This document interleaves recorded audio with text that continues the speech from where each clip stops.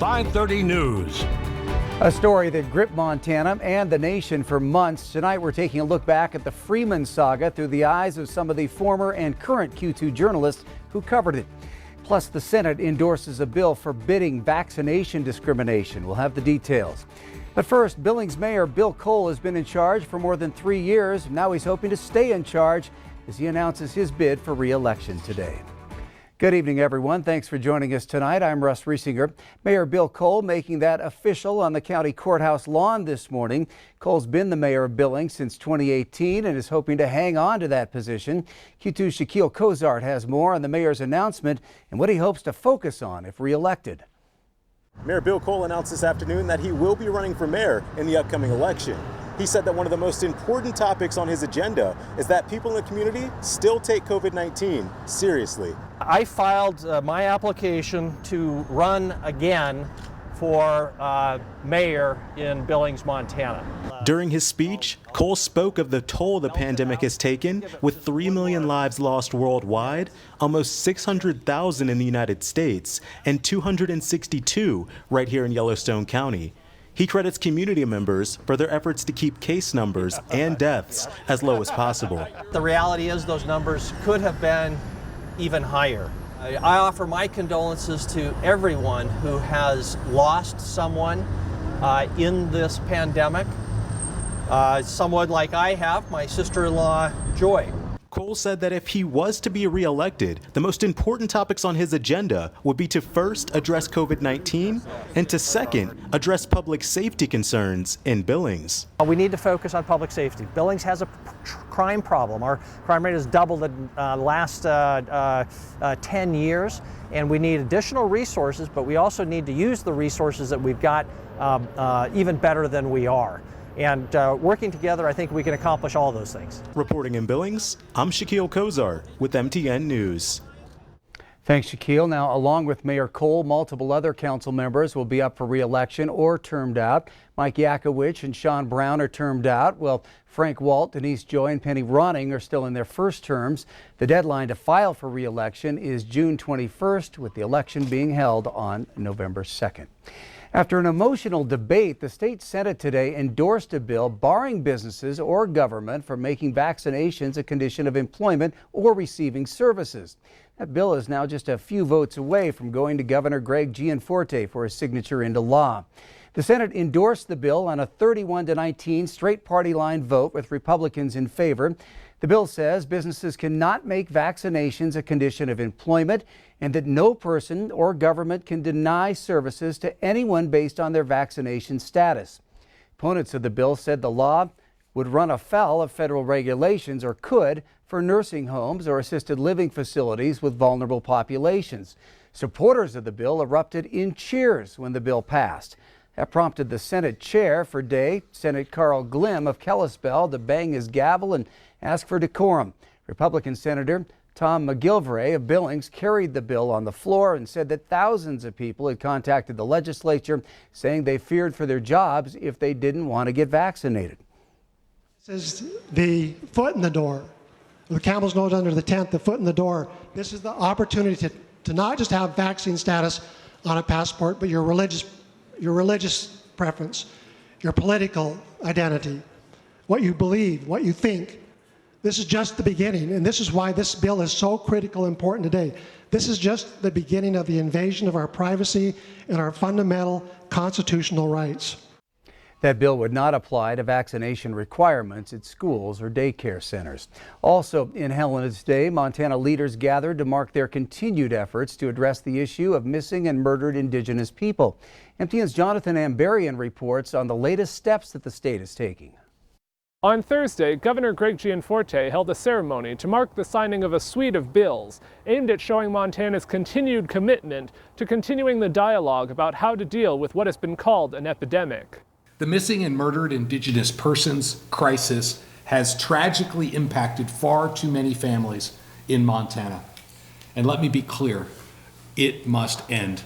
Gianforte signed Senate Bill 4 into law on Thursday. Earlier in the week, he signed House Bills 35 and 98. Among those in attendance Thursday were the family of Selena Not Afraid, a 16-year-old girl from Hardin whose body was found last year, several weeks after she went missing. Selena's aunt, Cheryl Horn, has become a prominent activist for missing women. We're here because of not just Selena, but Selena told me, don't stop, because there's other girls standing behind me.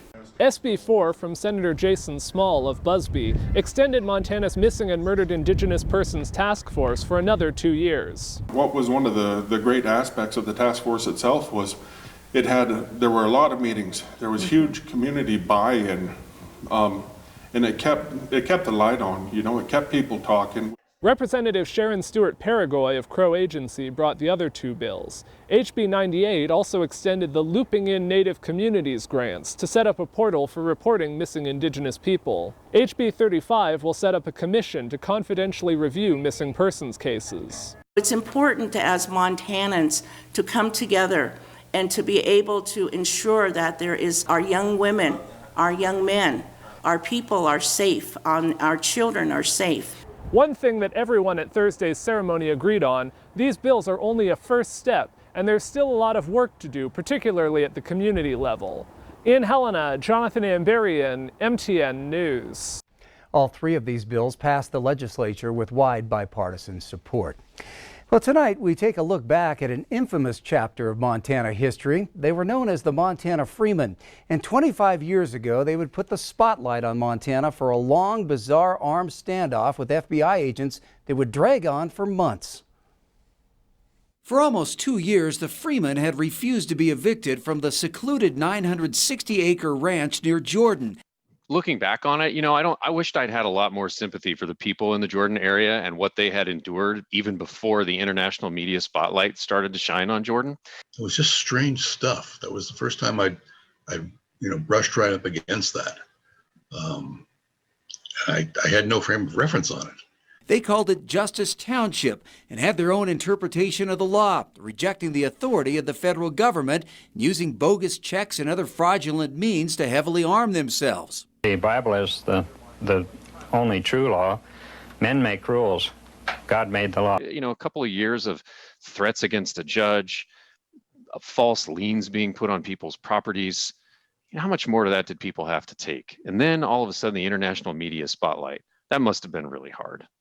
When the group's leader, Leroy Schweitzer, and 2 others were arrested, it became the lead story on the CBS Evening News. Federal agents move in Montana, their first major crackdown on fugitive armed militia members since the deadly siege at Ruby Ridge, Idaho.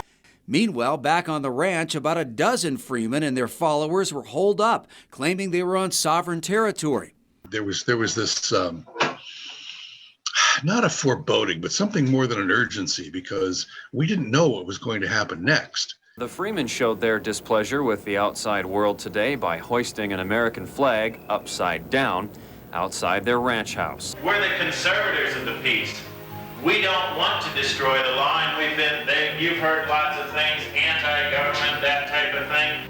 The FBI moved in black armored cars and a rescue helicopter to Garfield County today. A concern for violence, a lot of concern of outsiders coming in. I think that in talking to FBI agents, that was one of their biggest fears was outside instigators making the situation worse. While the FBI moved in force, they were in no hurry, willing to wait it out and avoid another violent confrontation. I felt for the FBI guys because they're standing out there on roads, with enough armament on them to take over a small country. And just this raw wind. And then that weather, goodness, that weather was hard. I remember talking with one of them and I said, you must wish these guys would hole up in Hawaii sometime. He laughed through gritted teeth. Everybody was not happy for the cameras or the influx of law enforcement as well. The FBI and ATF, making a presence in Montana in the mid-90s wasn't well received by some. 81 days later, the standoff finally ended peacefully when the remaining Freemen surrendered. It's apparently all over but the shouting and the trip to jail. Nearly 3 months after it began, the standoff between the anti-government Freeman and federal agents is in its last hours. That was fascinating stuff. I've never covered anything remotely like that story. There were some similarities to now, although not to the same degree, but there was a real anger. I wish I had realized at the time just how pervasive some of this thought was and where it was going to go.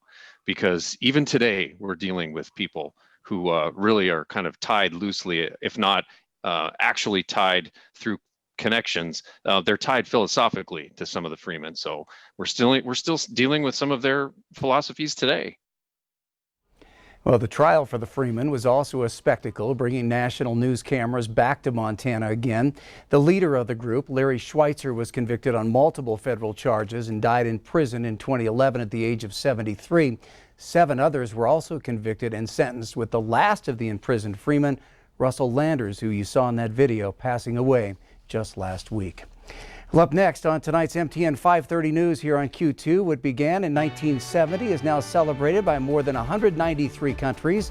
We'll take you to the Magic City Earth Day celebration next. And then a little later in sports, from Japan to California and now Lavina, we'll meet one Montana athlete who always travels the distance in more ways than one. Scott will explain in just a bit. Doppler radar is starting to light up a little bit more in the last short while, but a lot of that moisture not able to make it to the ground because of wind. We'll step you through this cold front passing through with the forecast coming up.